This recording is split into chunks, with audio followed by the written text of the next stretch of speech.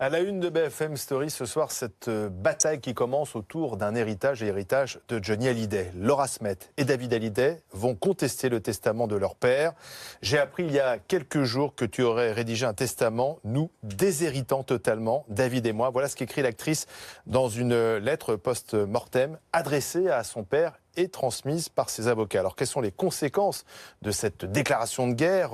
La loi californienne va-t-elle s'appliquer plutôt que le droit français? Comment Laura Smet et David Hallyday vont pouvoir contester cette succession, la succession de leur père? On en parle avec mes invités. Candice Mahout, bien entendu, notre chef du service culture showbiz, ici à BFM TV. Bonsoir Candice. À vos côtés, l'avocate en droit de succession, Marie-Christine Cazal, bonsoir. Marion Alombert, rédactrice en chef du magazine Voici, bonsoir. Et puis l'un des biographes de Johnny Hallyday, Pascal Louvrier, qui a sorti ce livre « Johnny, que je t'aime » aux éditions Tohu Bohu. Alors tout d'abord, Candice, de quoi s'agit-il? Il y a une lettre écrite par Laura Smet. Mais il y a une lettre, d'abord il y a une déclaration des avocats qui disent que Laura Smet va contester l'héritage, ce qui est quand même important parce qu'il y a un premier temps d'avocat. Et puis il y a cette lettre qui vient après, ça veut quand même dire qu'elle ne se contente pas de ça. Elle va aller employer un ton extrêmement personnel et elle va le dire aux médias. Directement à son père. Qui s'adresse aux médias, à son père directement, ce qui est assez émouvant, et puis qui est quand même extrêmement public, qui nous est aussi quelque part un peu adressé à nous tous. J'ai appris, dit-elle, il y a quelques jours, que tu aurais rédigé un testament nous déshéritant totalement David et moi. Et elle dit, il y a encore quelques semaines, tu me disais à table, alors quand est-ce que vous faites un enfant? Ce qui est quand même extrêmement personnel comme situation, mais que vais-je pouvoir lui transmettre de toi, que j'admire tant, puisque les avocats avaient d'ores et déjà dit que, puisque le testament avait été rédigé sous la loi californienne, pas une moto, pas un dessin, pas une pochette de disque ne pourrait lui revenir, ce qui était déjà, c'est évidemment compliqué pour elle. Tant de questions sans réponse, toutes ces fois où on a dû se cacher pour se voir et s'appeler, il m'est encore insupportable de ne pas avoir pu te dire au revoir, papa, le sais-tu au moins. Ce qui est quand même aussi une façon de nous donner cette information et de déclarer, voilà, c'est au grand jour, toutes ces dissensions larvées depuis un certain temps, mais qui là apparaissent de façon évidente. Pour que les choses soient claires, en fait, le testament de Johnny Hallyday va confier l'intégralité de son patrimoine, qui est surtout un patrimoine immobilier, et ses droits d'artiste, à sa seule épouse, Laetitia, en vertu de ce qu'on appelle la loi californienne. Oui, alors là, pour l'instant, nous avons que des propos et des dires. Je connais bien évidemment pas le dossier et je n'ai pas lu ce testament. Et du reste, personne ne connaît la date de ce testament. Sans doute, le testament date-t-il de pas si longtemps que cela. Parce que la Cour de cassation, au mois de septembre 2017, a décidé que la loi californienne pouvait, dans un cas pareil, s'appliquer à certaines conditions. Alors il va falloir que le dossier, et mes excellents confrères ne vont pas manquer de le faire, soit monté en ce sens s'ils veulent bien défendre les enfants de Johnny Hallyday.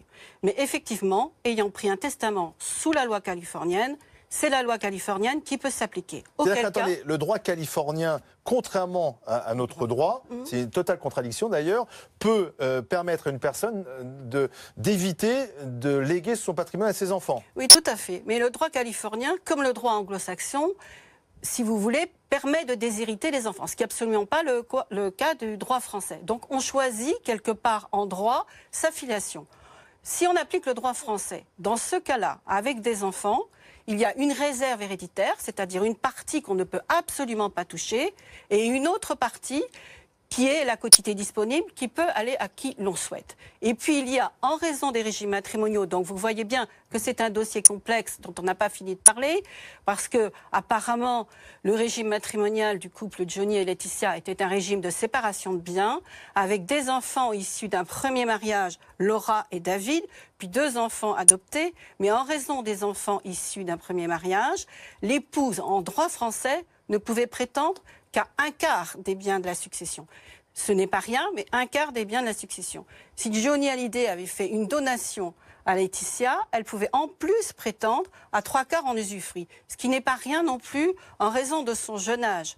Donc elle avait en droit français quand même des droits sur la succession. Elle a choisi, ou ils ont choisi, je ne sais pas, de faire un testament californien. C'est-à-dire de ne plus voir appliquer la loi française. C'est de tout donner à Laetitia. C'est tout donner à Laetitia, ce qui revient à déshériter purement et simplement ses 2 enfants, Laura et David. Ce qui a des conséquences assez dramatiques, puisque s'ils sont vraiment déshérités, puisqu'il va falloir que les tribunaux statuent, ils n'auront même pas accès à la connaissance du patrimoine de leur père. C'est-à-dire qu'on ne leur permettra même pas de savoir quelles sont les sociétés de leur père, quel est le patrimoine immobilier, quelle valeur. Ils n'auront le droit à rien. Et aujourd'hui, ils ne peuvent pas le savoir de toute façon. Là, ils ne peuvent pas le savoir. Mais si on respecte le droit californien, on peut déshériter ses enfants.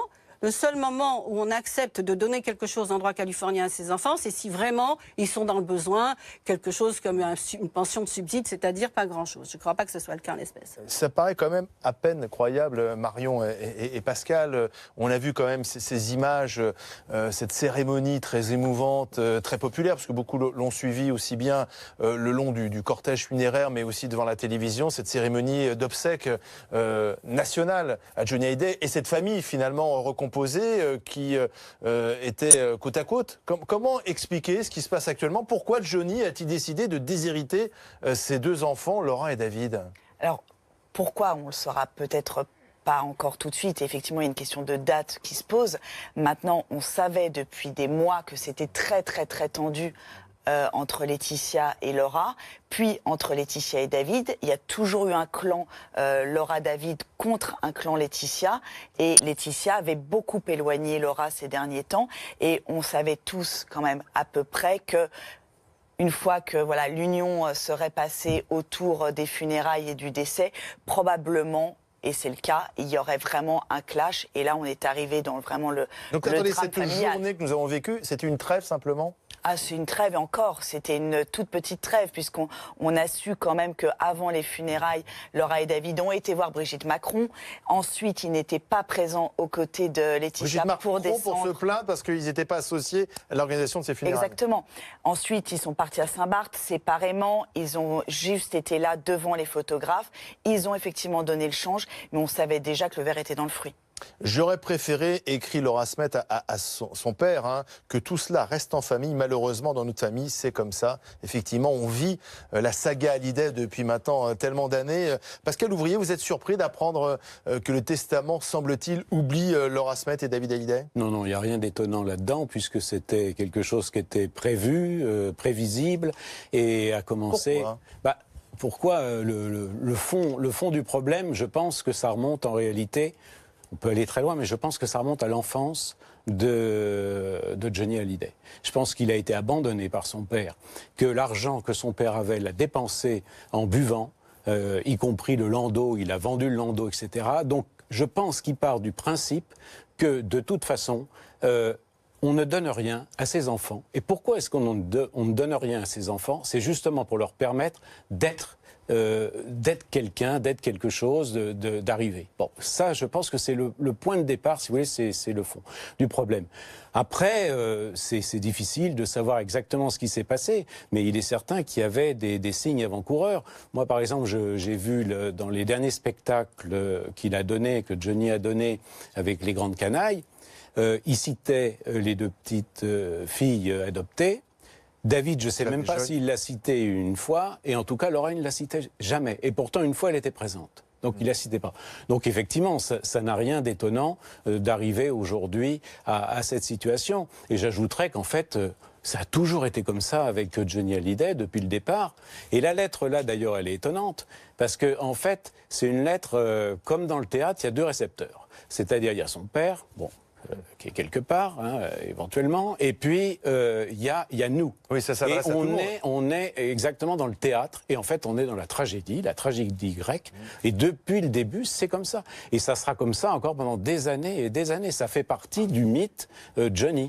Précision quand même, parce que c'est une info BFM TV, Johnny Hallyday a rédigé et signé au moins 4 testaments, et donc c'est le dernier en date, évidemment, qui est contesté par les avocats de Laura Smet et de Johnny Hallyday. Oui, parce qu'en droit californien ou en droit français, c'est le dernier testament qui compte. Pour autant, puisque la justice va être saisie, les magistrats ne vont pas manquer d'examiner les précédents testaments. Donc du reste, on ne sait pas s'ils sont rédigés en France, ni dans quels termes ils sont rédigés. D'autre part, on ne peut pas tellement accepter ce que vous venez de dire. Je comprends le problème de la tragédie grecque et de l'émotion de Laura, mais on ne peut quand même pas accepter, dans la mesure où les deux enfants adoptés sont considérés comme des enfants légitimes en droit français et eux vont avoir des droits. Donc j'ai bien dans cette affaire 2 enfants qui vont avoir des droits, une fortune, y compris au décès de leur mère Laetitia, et j'en ai 2 autres qui ne vont avoir droit à rien. Même s'il a quand même choisi de privilégier 2 enfants. Donc peut-être que... Non, mais sans juger. Dis simplement je constate simplement en fait, et en tant qu'avocat, que moi j'ai 2 enfants qui ont un traitement, ils n'ont rien, et j'en ai 2 autres qui ont tout. Enfin, c'est-à-dire que par exemple, si Laetitia Hallyday disparaît, ce ne sont ni David ni Laura qui héritent à ce moment-là, ce sont les 2 enfants adoptés par Laetitia. Oui, encore une fois, je n'ai pas lu le testament, mais au vu de ce que j'entends, les deux enfants adoptés hériteraient à ce moment-là de leur mère. Voilà. Donc, j'ai 2 enfants d'avant, premier mariage, Laura, qui n'ont rien et David qui n'auront rien. Mais donc voilà, c'est pas le même traitement pour les enfants. Et le droit français n'admet absolument pas. Même si on déteste les enfants, le droit français quand même si on leur prévoit quelque chose. Voilà, alors ce qui n'était pas le cas. Ce qui n'était pas le cas là. Et en plus, on n'a aucune parlé de détestation, on n'en sait rien, sans mettre d'affect, mais en se contentant de parler de droit, on est bien obligé en droit français. Et c'est l'intérêt de ramener le dossier en France.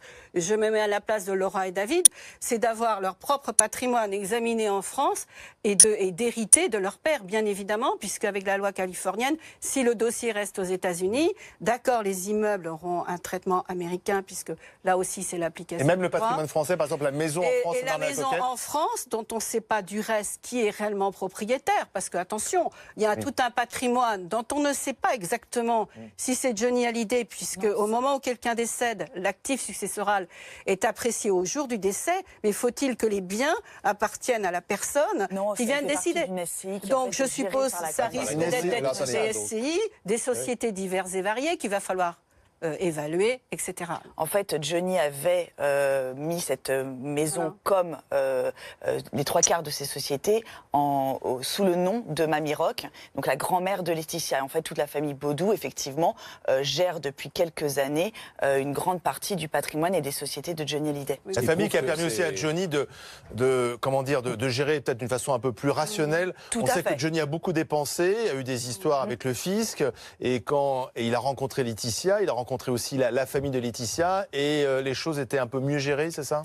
Oui, ça faisait partie effectivement de l'ordre qu'a remis Laetitia dans la vie de Johnny, aussi bien sur le plan personnel que sur le plan des affaires. Et c'est vrai que voilà, il y a comme ça aussi, je pense, pour Laura comme pour David, un sentiment, un moment aussi de mainmise peut-être, de tout ça qui leur échappe. Alors justement, dans la lettre de Laura Smet, quand même, j'ai noté cette phrase « Toutes ces fois où on a dû se cacher pour se voir et s'appeler ». Oui. Donc Laura est en train de nous expliquer que pour voir son père, eh bien c'était compliqué, il fallait parfois user de stratagèmes.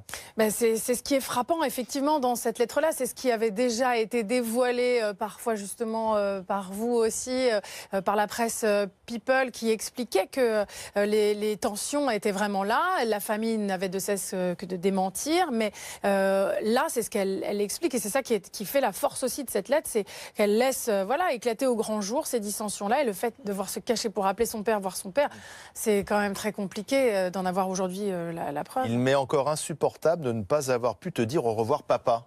Le sais-tu au moins? Ça veut dire quoi ça? Ça veut dire qu'il y a eu un moment, effectivement, une union, et un moment où Laetitia appelait tous les proches, y compris effectivement David et Laura, quand Johnny était hospitalisé dans le 16e. Mais ensuite, quand il est rentré à Marne-la-Coquette, est-ce qu'elle-même savait d'ailleurs qu'il allait mourir demain? On n'en sait rien, on n'est pas là pour juger non plus. Mais il y a eu des circonstances qui ont fait qu'a priori, elle n'a pas eu le temps de passer lui dire au revoir avant qu'il décède. Est-ce que Johnny Hallyday était sous l'influence de sa femme Laetitia? Ça, je ne peux pas répondre à cette question-là, mais je ne pense pas véritablement. Non, je pense pas. Et pourquoi Laura Smet ne pouvait pas voir son père comme elle le voulait? Ça, je ne peux pas vous dire. Peut-être que lui non plus ne tenait pas à ce que sa fille lui téléphone ou quoi que ce soit. Je vous ai cité le concert des grandes canailles. Les vieilles canailles. Les vieilles canailles, oui. C'était quand même des grandes canailles. Bon. Mais si vous voulez, il aurait pu dire Laura qui était Ce présente, sont des enfants etc. qui ont grandi sans lui aussi. Oui. Il n'a pas vraiment élevé ses enfants. Non, ça c'est sûr. David d'ailleurs ne s'en est jamais caché. Il lui a reproché à la fois publiquement dans ses albums, dans ses chansons, le fait d'avoir été un père si absent. Pour Laura, ça n'a pas été beaucoup mieux parce que forcément la vie les a séparés assez vite. Et puis il a quand même essayé d'être là quand c'était une jeune femme qui avait eu certains hauts, certains bas. Il a quand même été présent. Mais c'est vrai que il y a clairement deux différences entre le traitement de ces enfants-là avec qui il n'a pas grandi et ses deux petites filles, Jade et Joy, qu'il a vu évoluer chaque jour. Et il était vraiment un père extrêmement différent et il le disait lui-même. Oui, ça, il a voulu rattraper le temps perdu, mais ça, je pense que c'est tout à fait normal. C'est bien à mettre à son actif, en tout cas. Est-ce qu'on peut signer un testament sous influence ? Tout à fait. Les tribunaux ne manquent pas d'annuler des testaments qui sont signés sous influence. Comment on le démontre, ça ? Alors, on le démontre... il faut, pour tester, il faut absolument avoir non seulement la capacité de consentir au testament, mais aussi la capacité de discernement.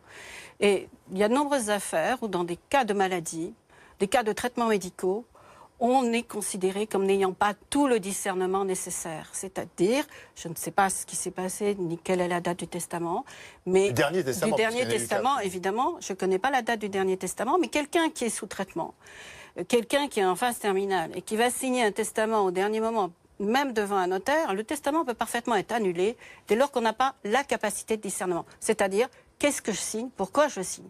Alors, la question qui va être posée, c'est est-ce que vraiment Johnny Hallyday a voulu déshériter ses deux premiers enfants ? C'est cela. Et est-ce que sa volonté était vraiment certaine, non équivoque ? Et il faudra le démontrer. Mais c'est une bataille longue qui commence, une bataille judiciaire. J'ai envie de dire quand même qu'il y a pour l'instant plutôt l'avantage Laetitia Hallyday, puisque le droit californien lui donne raison. Le droit californien lui donne apparemment raison, mais il est possible de faire ramener... Évidemment, il va falloir se battre. Il va falloir se battre fermement, et je pense que mes confrères vont le faire. Il va falloir ramener le dossier en France et saisir à nouveau le tribunal de grande instance de Nanterre. C'est faisable. C'est faisable sur le point juridique suivant. Pour que la compétence du testament californien, donc de la succession en Californie, soit retenue, il faut, à ce moment-là, que Laetitia démontre que tous les intérêts de Johnny étaient en Californie. Or, tous les intérêts de Johnny n'étaient pas en Californie. Le public était en France. Je vais faire simple. Il a d'abord la nationalité française, il a des enfants qui ont la nationalité française, il a sa maison de Marne-la-Coquette. Même s'il n'y était pas tout le temps, ce n'est pas un problème. Il avait quand même une résidence habituelle à Marne-la-Coquette. Il est mort en France. Il est mort en France, mais ça on ne choisit pas toujours. Non. Son public était français. Son public était français. Il a quand même eu un hommage, on va dire, national quelque part, donc même tout court. Français sur le territoire français. Au même moment, Laetitia savait parfaitement que le testament était américain. Donc ça va durer longtemps. Non, ça ne va pas forcément durer très longtemps, pas des dizaines d'années, parce que les tribunaux vont assez vite. Mais ça va durer, et ça va durer aussi bien ici en France qu'aux États-Unis. Dernière question, on attend une réaction bien sûr de Laetitia Hallyday. En Californie, la journée commence, il doit être à peu près 10h du matin. Elle va se battre aussi ?